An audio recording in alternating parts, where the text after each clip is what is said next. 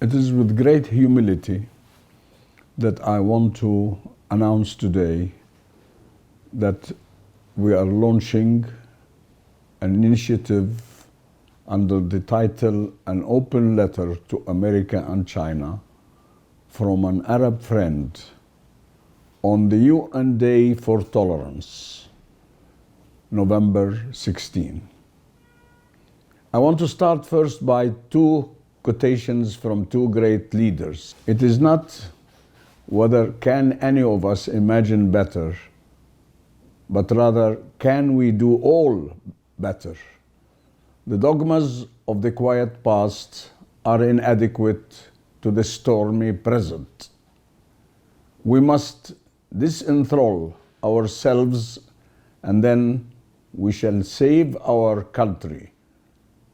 Fellow citizens, we cannot escape history.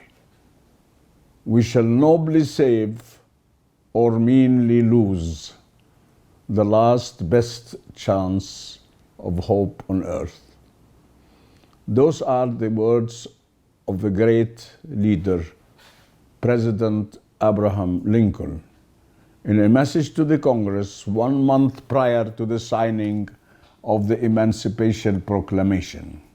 Another great leader said we should embrace the vision of a community with a shared future in which everyone is bound together.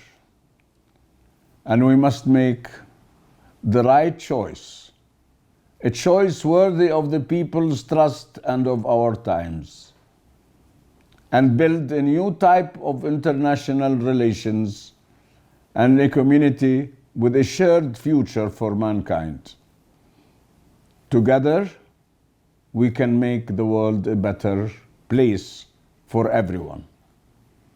So did the Chinese President Xi Jinping speak at the United Nations General Assembly on September 2020. The time has come for America to disenthrall itself once again and rededicate itself to the first principles of American greatness, the greatest of which is tolerance, and for which the need is not just urgent, but existential. The coronavirus pandemic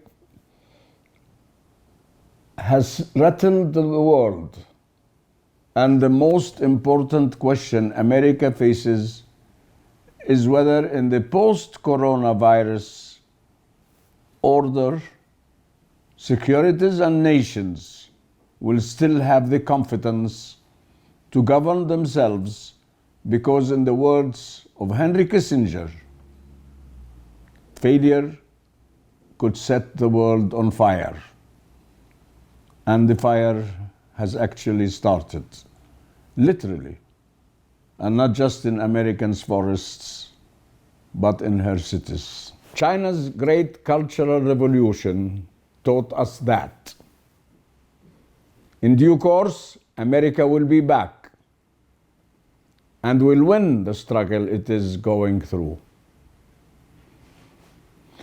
Moving beyond my previous concerns that the US and China may be headed for war, I am advocating in the aftermath of the US presidential election that the two nations now begin jointly to articulate their shareable interests with the rest of the world.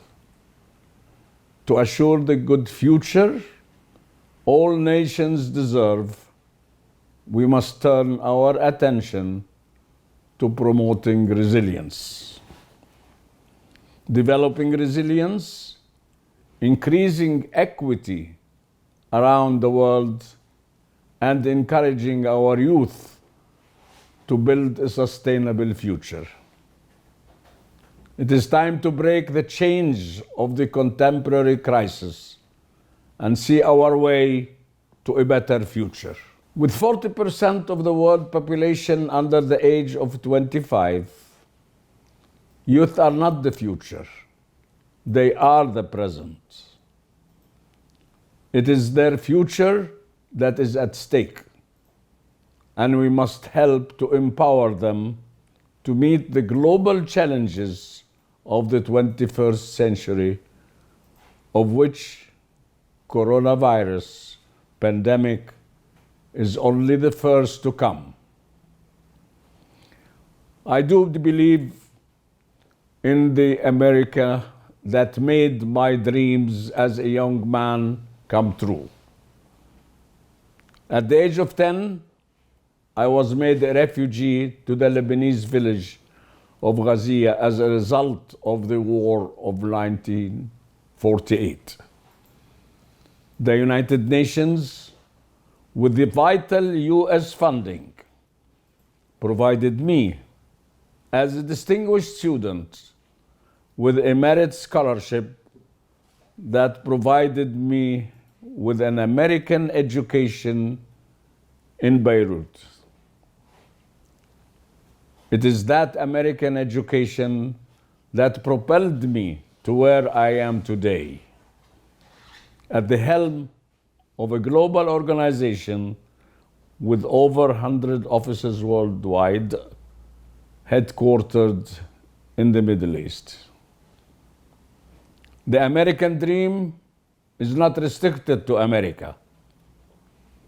As a Palestinian, I know firsthand the impact and value of the United States because of the opportunities it has provided for strivers like me.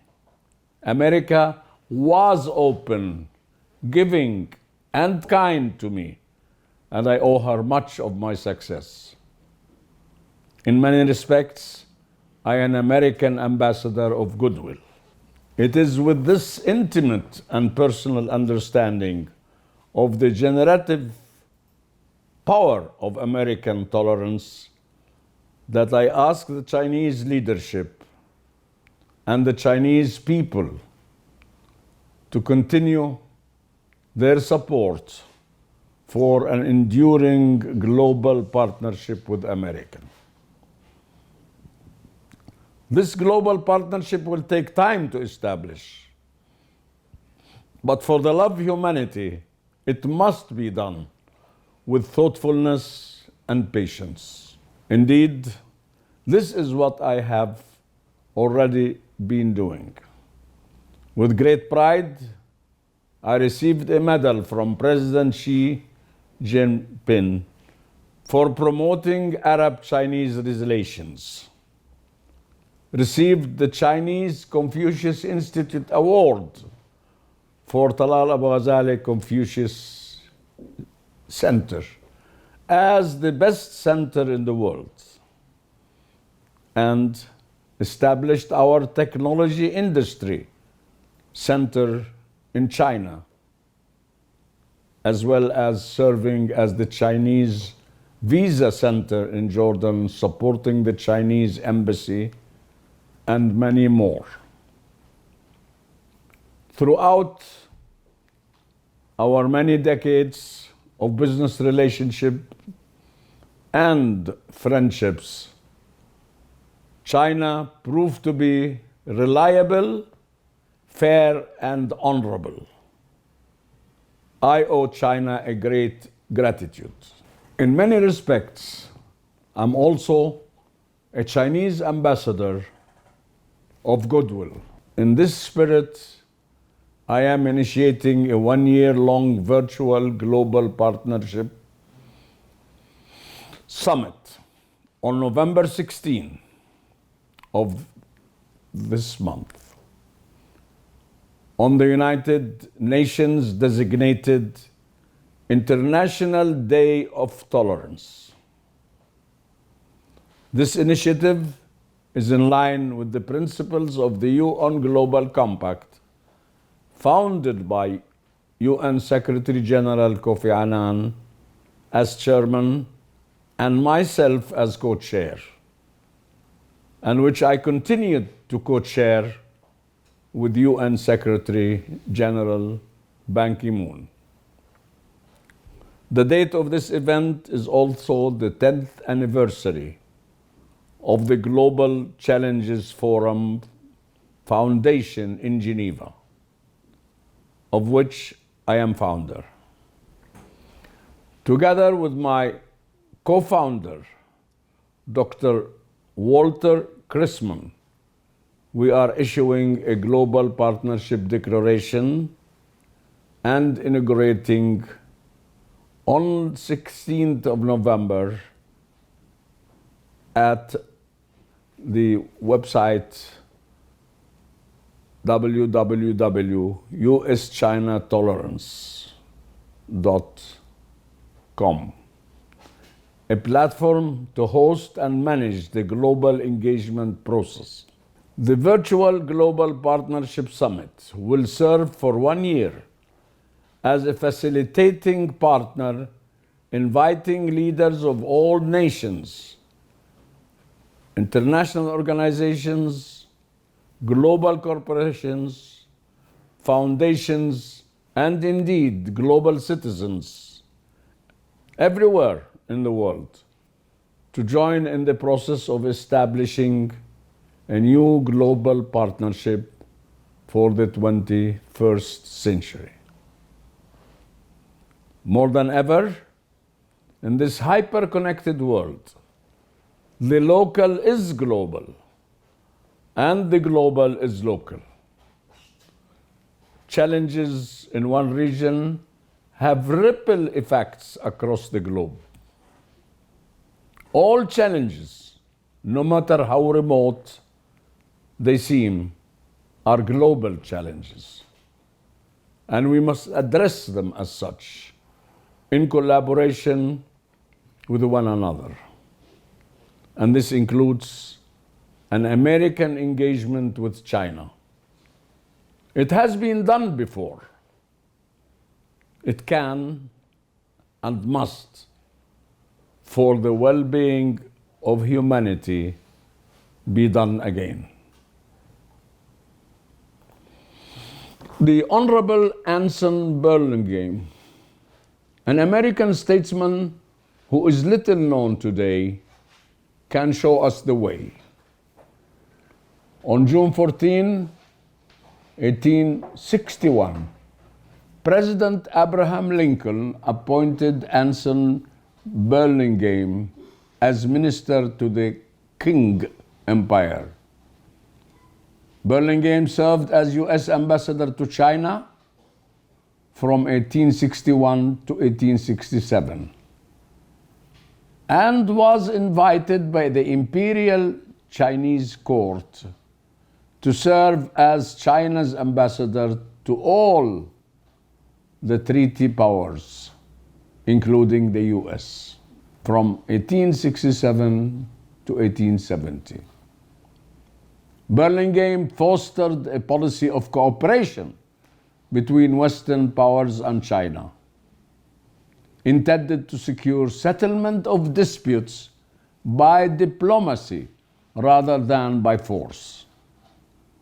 His efforts culminated in the Burlingame Treaty of 1868.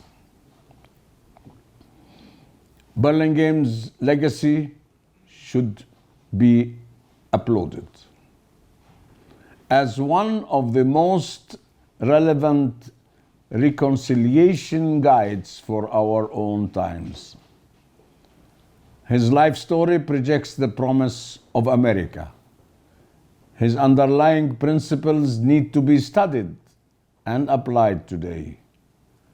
Honoring Burlingame's contributions will be a good start to address properly what has become an open wound, both for memory and history. China is a responsible actor, and with the United States can collaborate with all nations in building trust, empowered by the mutual obligation and a shared commitment to make a better world for the next generation. I am issuing a call for America to co-create with China in the spirit of Anson Burlingame, the development of global partnership principles for the 21st century. The goal should not just be to preserve peace in a post-coronavirus world, but to address the global challenges that lie ahead together through global partnership. What better day to launch this initiative than November 16th, the UN Day for Tolerance. I am calling on all wise leaders from both nations who, together with invited advisors from other nations, may work out together a shareable discourse and agenda for future collaboration, carry forth our endeavors to promote international tolerance, sustainable development, and win-win cooperation at all levels and among all peoples. We seek participants to co-develop principles for a global partnership for the 21st century, reaffirming the goals and objectives of the United Nations. Men of virtue can cooperate even when they don't agree. Men of meanness cannot cooperate even when they agree. So did Confucius say. My name is Talal Abu-Ghazaleh, and I'm the founder of Talal Abu-Ghazaleh Global and the founder of Global Challenges Forum Foundation. Looking forward to hear from you in the short and near future. Warm regards and greetings until then. Thank you.